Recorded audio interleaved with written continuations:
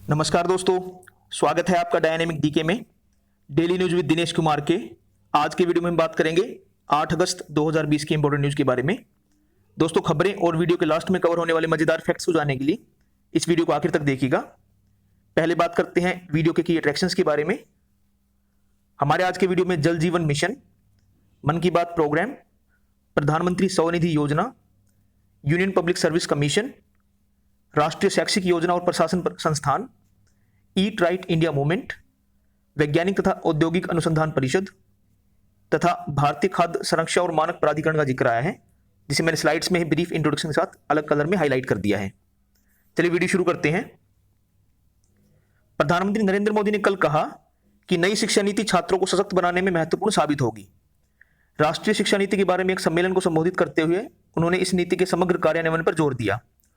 प्रधानमंत्री ने कहा कि इस सम्मेलन से नई शिक्षा नीति के बारे में और अधिक जानकारी मिलेगी, जिससे इसके बेहतर कार्यान्वयन में मदद मिलेगी।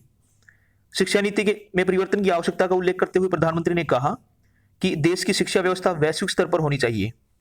उन्होंने कहा कि नई शिक्षा नीति नए भारत के निर्माण की नींव रखेगी। प्रधानमंत्री मोदी ने कहा कि जहां एक और छात्रों और युवाओं को वैश्विक स्तर बनाए रखना है, वहीं उन्हें अपनी जड़ों को भी नहीं भूलना है। उन्होंने कहा कि क्षेत्रीय भाषाओं में शिक्षा से छोटे बच्चों को लाभ होगा।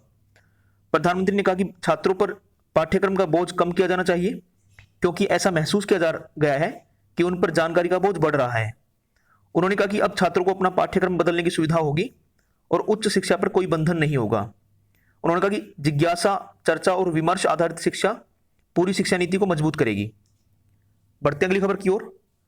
केंद्र सरकार ने देश के प्रत्येक ग्रामीण परिवार को साल 2024 तक हर घर जल के लक्ष्य के अंतर्गत सुरक्षित और समुचित जलापूर्ति के लिए जल जीवन अभियान शुरू किया है। इस लक्ष्य को हासिल करने के लिए प्रधानमंत्री नरेंद्र मोदी ने अपने दूसरे कार्यकाल में नए जल शक्ति मंत्रालय का गठन किया था। यह मंत्रालय विभिन्न राज्यों और केंद्र शासित प्रदेशों के साथ मिलकर जल जीवन अभियान के लक्ष्य को हासिल करने में लगा है। जल जीवन मिशन के अंतर्गत पानी की कमी वाले 256 जिलों के 1500 से अधिक प्रखंडों पर विशेष ध्यान दिया जा रहा है। इस मिशन के तहत हर ग्रामीण परिवार को पेयजल आपूर्ति प्रदान करने के प्रयास किए जा रहे हैं। इससे ग्रामीण आबादी, विशेष रूप से महिलाओं और बालिकाओं को पानी भरकर लाने की परेशानी और पानी से होने वाली बीमारियों से बचाने में मदद मिलेगी। देश में करीब 19 करोड़ परिवार हैं, जिनमें से केवल 24% परिवारों तक ही नल से जल की आपूर्ति की जा रही है। तो हमारे यहाँ लगभग 1/4 आबादी की जल तक मतलब स्वच्छ पेयजल तक पहुंच है, जो कि पाइपलाइन के जरिए पहुंचता है। जल जीवन मिशन की शुरुआत होने से पहले केवल 16% घरों तक ही नल से जल की आपूर्ति हो रही थी। टैप वाटर केवल 16% घरों तक पहुंच रहा था। वहीं इस मिशन के लागू होने के बाद अब लगभग 25% परिवारों तक इसकी पहुंच हो गई है। बढ़ते अगली खबर की ओर। रेल मंत्री पीयूष गोयल और कृषि मंत्री नरेंद्र सिंह तोमर ने कल पहली किसान विशेष पार्सल रेलगाड़ी, जिसका नाम किसान रेल है, उसका वीडियो कॉन्फ्रेंस के जरिए शुभारंभ किया। हमने कल की वीडियो में भी इस बारे में बात की थी। ये रेलगाड़ी महाराष्ट्र के देवलाली से बिहार के दानापुर के बीच चलेगी। इस पहली विशेष रेलगाड़ी या किसान रेल महाराष्ट्र के देवलाली और बिहार के दानापुर रेलवे स्टेशन के बीच इससे माल ढुलाई की जाएगी। ये 1519 किलोमीटर की दूरी लगभग 32 घंटों में तय करेगी। ये नासिक रोड, मनमाड़, जलगांव, भुसावल, बुरहानपुर, खंडवा, इटारसी, जबलपुर, सतना, कटनी, मानिकपुर, प्रयागराज, छिवकी, पंडित दीनदयाल उपाध्याय नगर और बक्सर में रुकेगी। श्री गोयल ने इस अवसर पर कहा कि किसान रेल किसानों को आत्मनिर्भर बनाएगी और इससे किसानों का सामान आसानी से देश के कोने कोने तक पहुंचेगा। इस मौके पर श्री तोमर ने कहा कि ये रेलगाड़ी किसानों को समृद्ध बनाएगी और कृषि उत्पादन की ढुलाई के लिए बजट में किसान रेल की घोषणा की गई थी। नेक्स्ट खबर है। केंद्र शासित प्रदेश जम्मू कश्मीर में स्कूली शिक्षा के ढांचागत विकास के लिए 23 नए केंद्रीय विद्यालय स्थापित किए जाएंगे। स्कूली शिक्षा के प्रधान सचिव डॉक्टर असगर हसन सामून ने कल कहा कि जम्मू कश्मीर में 36 केंद्रीय विद्यालय कार्य कर रहे हैं और भारत सरकार द्वारा 23 और ऐसे केंद्रीय विद्यालय स्थापित करने से स्कूली शिक्षा का ढांचागत विकास होगा। डॉक्टर असगर ने उपायुक्तों को इस केंद्रीय विद्यालयों के लिए उपयुक्त स्थायी आवास को अंतिम रूप देने के अलावा इन विद्यालयों की स्थापना के लिए भूमि की पहचान प्रक्रिया में तेजी लाने का निर्देश दिया। नेक्स्ट खबर है। प्रधानमंत्री मोदी ने राष्ट्रीय हथकरघा दिवस के अवसर पर देश के हथकरघा और हस्तशिल्प क्षेत्र से जुड़े सभी लोगों का अभिनंदन किया है। उन्होंने कहा कि इन लोगों ने देश के प्राचीन शिल्प को जीवित रखने में महत्वपूर्ण योगदान दिया। पिछले महीने आकाशवाणी पर मन की बात कार्यक्रम में प्रधानमंत्री ने सभी से भारतीय हथकरघा और हस्तशिल्प का उपयोग करने और इसका अधिक से अधिक लोगों तक प्रचार करने की अपील की थी। इस मौके पर कपड़ा मंत्री स्मृति ईरानी ने कल 6ठे राष्ट्रीय हथकरघा समारोह का उद्घाटन किया। उन्होंने हथकरघा उद्योग को बढ़ावा देने से संबंधित एक मोबाइल ऐप की भी शुरुआत की। इस मौके पर उन्होंने कहा कि सरकार की एक कोशिश है कि वो बुनकरों के साथ डिजिटल संपर्क भी स्थापित करे। इस मौके पर कपड़ा मंत्री ने हिमाचल प्रदेश में देश के पहले हथकरघा ग्राम शरण यानी कि हैंडलूम क्राफ्ट विलेज शरण की शुरुआत की। उन्होंने कहा कि देश भर में ऐसे 10 हथकरघा ग्राम विकसित किए जाएंगे जिनसे स्थानीय बुनकरों को काफी मदद मिलेगी।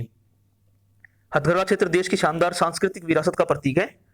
ये देश में आजीविका का एक महत्वपूर्ण स्रोत है और ये क्षेत्र जो है महिला सशक्तिकरण का माध्यम बना है, क्योंकि 70% से अधिक हथकरघा जो बुनकर हैं और संबंधित श्रमिक हैं वो महिलाएं ही हैं। पहले राष्ट्रीय हथकरघा दिवस का उद्घाटन 7 अगस्त 2015 को प्रधानमंत्री मोदी ने किया था। ये तारीख एक महत्वपूर्ण ऐतिहासिक घटना से संबंधित है। साल 1905 में इसी दिन भारत में स्वदेशी आंदोलन शुरू हुआ था, जिसने विदेशी उत्पादों की बजाय स्वदेशी उत्पादों के उपयोग को बढ़ावा दिया था। सरकार ने देश में हथकरघा क्षेत्र को बढ़ावा देने के लिए कई कदम उठाए हैं, जो हथकरघा बुनकरों को आर्थिक रूप से सशक्त बनाता है। बात करते हैं कोविड-19 अपडेट की। देश में कोविड-19 इन्फेक्शन से स्वस्थ होने वालों की संख्या 13.5 लाख से अधिक हो गई है। अब तक कुल 13,78,105 लोग स्वस्थ हुए हैं। पिछले 24 घंटों के दौरान 49,769 लोग ठीक हुए और इसके साथ ही ठीक होने वालों की जो रेट है वो बढ़कर 67.98% हो गई है। पिछले 24 घंटों के दौरान कोविड-19 इन्फेक्शन के लगभग 16,538 नए मामलों की कंफर्मेशन हुई और इन्फेक्टेड लोगों की संख्या बढ़कर 20,27,074 हो गई है। इस वक्त देश में 6,07,384 रोगियों का उपचार चल रहा है और पिछले 24 घंटों के दौरान 886 रोगियों की मौत की पुष्टि हुई है। अगली खबर है, सरकार ने प्रधानमंत्री स्वनिधि योजना का लाभ लेने वाले फेरी और रेहड़ी पट्टी कारोबार से जुड़े लोगों के लिए नियमावली जारी की है। आवास और शहरी मामलों के सचिव दुर्गा शंकर मिश्रा ने कल प्रधानमंत्री स्वनिधि योजना के लिए लेटर ऑफ रिकमेंडेशन मॉड्यूल यानी सिफारिश के पत्र का प्रारूप जारी किया। यह प्रारूप उन स्ट्रीट वेंडर्स रेहड़ी पट्टी पर कारोबार से जुड़े लोगों की सहायता के लिए तैयार किया गया है जिनके पास ना तो पहचान पत्र और बिक्री के लिए प्रमाण पत्र है और ना ही उनका नाम इस योजना के तहत लाभार्थी की सूची में है। ये मॉड्यूल इस तरह डिजिटल रूप में तैयार किया गया है ताकि एक योग्य विक्रेता शहरी स्थानीय निकाय से सिफारिश के पत्र के लिए अनुरोध कर सकता है और पत्र की प्राप्ति के बाद वह प्रधानमंत्री स्वनिधि योजना के तहत ऋण के लिए आवेदन कर सकता है। लेटर ऑफ रिकमेंडेशन यानी कि पत्र रखने वाले विक्रेताओं को 30 दिनों की अवधि के भीतर सर्टिफिकेट ऑफ वेंडिंग या आईडी कार्ड जारी किया जाएगा। यह प्रावधान उन लोगों तक योजना का लाभ पहुंचाने के लिए किया गया है जो इसका लाभ उठाने में असमर्थ हैं। अगली खबर है, केरल के कई पर्वतीय क्षेत्रों में तेज बारिश के बाद लैंडस्लाइड्स हुआ है। इडुक्की जिले के राजमाला में कल तड़के लैंडस्लाइड की घटनाओं में 15 लोगों की डेथ हुई और कई लोग लापता हैं। बचाव और राहत कार्य जारी हैं। एनडीआरएफ की एक टीम भी मौके पर पहुंच गई है। इसके अलावा पथनमथिट्टा जो जिला है उसके शबरीमला वन क्षेत्र और वायनाड जिले के कुछ क्षेत्रों में भी लैंडस्लाइड्स का समाचार है। तेज बारिश को देखते हुए मल्लापुरम जिले में रेड अलर्ट घोषित किया गया है। सभी बड़ी नदियों का जो जल स्तर है वो बढ़ने के कारण बांधों के दरवाजे खोल दिए गए हैं। प्रधानमंत्री नरेंद्र मोदी ने केरल के इडुक्की में चट्टाने खिसकने के हादसे में मारे गए प्रत्येक व्यक्ति के निकट परिजन को 2-2 लाख रुपए की अनुग्रह राशि की घोषणा की है। उन्होंने ट्वीट पर कहा कि इस हादसे में घायल प्रत्येक व्यक्ति को 50-50 हजार रुपए दिए जाएंगे। अगली खबर है, केंद्र शासित प्रदेश जम्मू कश्मीर में जम्मू कश्मीर उच्च न्यायालय की मुख्य न्यायाधीश गीता मित्तल ने कल राजभवन में मनोज सिन्हा को उपराज्यपाल के पद की शपथ दिलाई।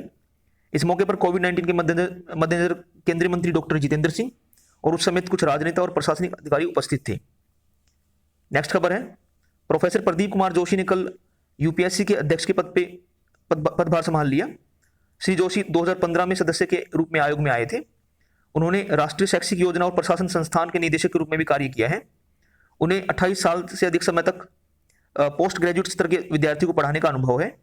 अपने कैरियर के दौरान वे नीति निर्माण, शैक्षिक और प्रशासनिक निकायों में अनेक महत्वपूर्ण पदों पर काम कर चुके हैं।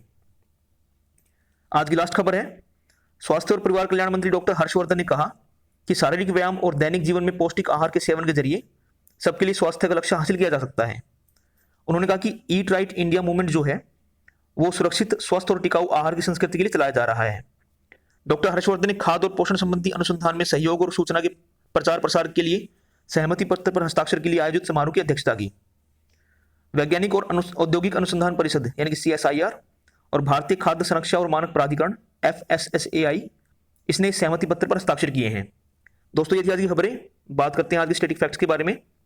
आज 8 अगस्त है। 8 अगस्त 1509 को सम्राट कृष्णदेव राय का राज्याभिषेक हुआ और दक्षिण भारत में विजयनगर साम्राज्य के पुनरुदय की शुरुआत हुई। कृष्णदेव राय काफी महान सम्राट माने जाते हैं जो बाबर के समकालीन थे। 8 अगस्त 1709 को ब्राजील के बार्टोल्मो डी गुसामो जो है वो हॉट एयर बैलून पर आरोहण करने वाले पहले व्यक्ति बने। 8 अगस्त 1786 को यूएस कांग्रेस ने सर्वसहमति से डॉलर को अमेरिका की मॉनेटरी यूनिट के तौर पर चुना। 8 अगस्त 1786 को ही फ्रांस के जैक्विस बेलमेट जो है और माइकल पेकार्ड यूरोप के दूसरे सबसे ऊंचे पर्वत माउंट ब्लांक जो है उसके ऊपर चढ़ने वाले पहले व्यक्ति बने। 8 अगस्त 1854 को अमेरिका के डैनियल बी वेसन और होरेस स्मिथ मेटल जो है उन्होंने होरेस स्मिथ को मेटल बुलेट कार्ट्रिज के लिए पेटेंट प्राप्त हुआ। 8 अगस्त 1876 को अमेरिका के थॉमस एडिसन को ऑटोग्राफिक प्रिंटिंग के लिए पेटेंट मिला। 8 अगस्त 1898 को अमेरिका के विल कैलोग्स ने कॉर्नफ्लेक्स का आविष्कार किया। ये बड़ा फेमस एक ब्रांड है कैलोग्स के नाम से। 8 अगस्त 1900 को पहला इंटरनेशनल लॉन टेनिस चैलेंज जो है वो मैसाचुसेट्स जो है अमेरिका का राज्य उसके लॉन्गवुड क्रिकेट क्लब में शुरू हुआ। इसे अमेरिका ने ब्रिटिश आइजले को हराकर जीता। 8 अगस्त 1908 को राइट ब्रदर्स ने पहली बार अपनी फ्लाइंग मशीन का सार्वजनिक प्रदर्शन फ्रांस के ली मैंस में किया। 8 अगस्त 1911 को यूनाइटेड स्टेट्स पेटेंट ऑफिस ने फ्रांसिस होल्टन द्वारा ट्यूबलेस वायर व्हीकल टायर हेतु 10 लाखवां पेटेंट फाइल किया गया। 8 अगस्त 1919 को ट्रीटी ऑफ रावलपिंडी जिसे हम एंग्लो अफगान ट्रीटी ऑफ 1919 के तौर पे जानते हैं उसके अंतर्गत अंग्रेजों ने अफगानिस्तान की स्वतंत्रता को मान्यता दी। 8 अगस्त 1936 को कॉर्बेट नेशनल पार्क जो है उसकी स्थापना उत्तराखंड में की गई। ये देश का पहला नेशनल पार्क था। 8 अगस्त 1942 को भारत छोड़ो आंदोलन की पूर्व संध्या पर महात्मा गांधी द्वारा करो या मरो का प्रसिद्ध नारा दिया गया। 8 अगस्त 1945 को अमेरिका, यूएसएसआर, ब्रिटेन तथा फ्रांस ने ट्रीटी ऑफ लंदन पर साइन किए जिसमें नाजी नेताओं के न्यूरेमबर्ग वॉर ट्रायल्स की प्रक्रिया को बताया गया था। 8 अगस्त 1949 को भारत और भूटान के बीच ट्रीटी ऑफ फ्रेंडशिप पर हस्ताक्षर किए गए जिसके तहत भूटान ने भारत को अपनी विदेश नीति के मार्गदर्शन बनने का अधिकार दिया। 8 अगस्त 1967 को बैंकॉक डिक्लेरेशन द्वारा the association of south east Asian nation यानी कि आसियान की स्थापना हुई। इसके 10 सदस्य हैं और इसका मुख्यालय इंडोनेशिया के जकार्ता में है। 8 अगस्त 1969 को स्कॉटिश फोटोग्राफर इयान मैकमिलन ने बीटल्स सदस्यों का ऐतिहासिक फोटोग्राफ लिया जो आगे चलकर उसकी 11वीं एल्बम एबे रोड का कवर फोटो बना। 8 अगस्त 1974 को अमेरिका के 37वें राष्ट्रपति रिचर्ड निक्सन ने वाटरगेट घोटाले के कारण अपने त्यागपत्र की घोषणा की और वो पद पर रहते रिजाइन करने वाले पहले अमेरिकी राष्ट्रपति बने। 8 अगस्त 1983 को अमेरिका के कार्ल लेविस जो हैं उन्होंने पहली एथलेटिक्स वर्ल्ड चैंपियनशिप की 100 मीटर स्पर्धा में स्वर्ण जीता। 8 अगस्त 1985 को जापान ने प्लेनेट ए लॉन्च किया जो कि हेलेज कोमेट के लिए एक प्रोब के रूप में भेजा गया था। 8 अगस्त 1986 को अल्ताफ हुसैन ने कराची के निस्तार पार्क की रैली में MQM पॉलिटिकल मूवमेंट की घोषणा की। 8 अगस्त 1988 को म्यांमार में 8888 अपराइजिंग आरंभ हुई जो कि एक लोकतंत्र समर्थक आंदोलन था। इसमें जनरल ने विन के एक दलीय शासन के खिलाफ हजारों की संख्या में लोग यांगून की सड़कों पर निकल आए थे। बाद में उसमें गोलीबारी हुई और काफी लोग मारे गए थे। 8 अगस्त 1988 को रूसी बलों ने 9 साल के अंतराल के बाद अफगानिस्तान से वापसी आरंभ की। 8 अगस्त 1990 को इराक ने कुवैत का अधिग्रहण कर उसका अधिग्रहण कर लिया, उसको अपना 19वां प्रांत घोषित कर दिया था। 8 अगस्त 2007 को बिल गेट्स को पछाड़कर मैक्सिको के कार्लोस स्लिम जो हैं वो दुनिया के सबसे अमीर व्यक्ति बने। उनकी नेटवर्थ जो थी वो $59 बिलियन थी उस समय। 8 अगस्त 1981 को प्रसिद्ध टेनिस खिलाड़ी रोजर फेडरर का जन्म स्विट्जरलैंड में हुआ। उसके अलावा 8 अगस्त 2000 को कर्नाटक की पूर्व मुख्यमंत्री एस निजलिंगप्पा की डेथ भी हुई। ये फेमस कांग्रेस लीडर थे उस समय। दोस्तों ये थी आज की खबरें और स्टैटिक फैक्ट्स। मुझे उम्मीद है कि आपको वीडियो पसंद आया होगा। Please like the video, subscribe to my channel, share this video with all your friends and don't forget to press the bell icon. Thank you दोस्तों, बाय।